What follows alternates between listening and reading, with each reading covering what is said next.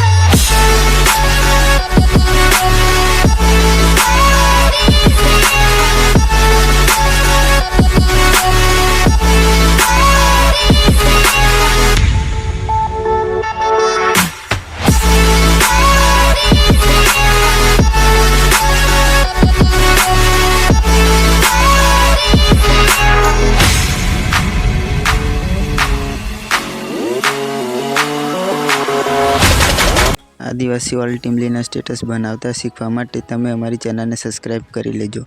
હવે મળીએ નેક્સ્ટ વિડીયોમાં।